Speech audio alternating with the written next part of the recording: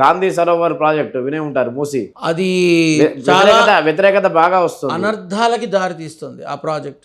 ఇప్పుడు ఆల్రెడీ అపార్ట్మెంట్లు వాసులు కొంతమంది మాట్లాడుతున్నారు, అంటే మా అపార్ట్మెంట్లు ఎందుకు కూలుస్తారు అది అని. కాదు, అక్కడ దాని చుట్టుపక్కల ఉండే ప్రాంతాల జనం కూడా మావి తీసేస్తే ఎలా అని. 5,000 కోట్లతోటి గాంధీ సరోవర్ ప్రాజెక్టు అవసరమా? కాదు, ఇక్కడ ఒక సలహా నాకు ఏం చెప్పాలని ఉందంటే, అసలు గాంధీజీ గారి యొక్క జన్మస్థలం ఏంటి? గుజరాత్, అహ్మదాబాద్, పోర్బందర్ కదా. గుజరాత్కి 3 సార్లు ముఖ్యమంత్రి ఎవరు చేశారు? నరేంద్ర మోడీ గారు చేశారు. 3 సార్లు అంటే 15 సంవత్సరాలు గుజరాత్కి ముఖ్యమంత్రిగా ఉండి ఆయన దానిని ఎందుకు ఆలోచన చేయలేదు?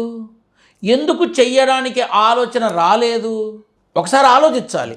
ఆయన జన్మస్థలంలో ఈ కార్యక్రమానికి అంకురార్పణ చేస్తే ధర్మబద్ధంగా ఉంటుంది. ఇక్కడ ఎందుకు చేస్తున్నారు అంటే రాహుల్ గాంధీ అనే, సోనియా గాంధీ అనే, మహాత్మా గాంధీ అనే, వీళ్ళు ఏం ఆలోచిస్తారు?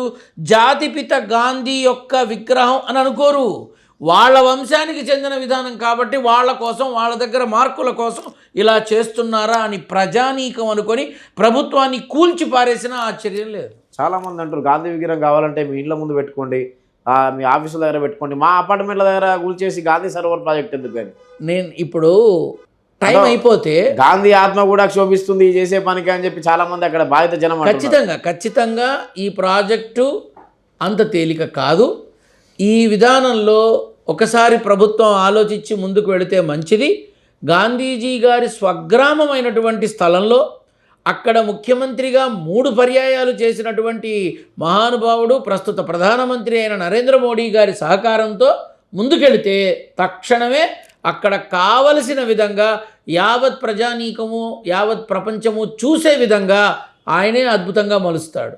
కానీ ఇది రాజకీయపు కోణంలో చూస్తే ఖచ్చితంగా ఇందులో వెనక స్వార్థం ఉంది అనే ఆలోచన రాష్ట్రమంతా పాకుతుంది. అది దెబ్బ పడే అవకాశం ఉంటుంది.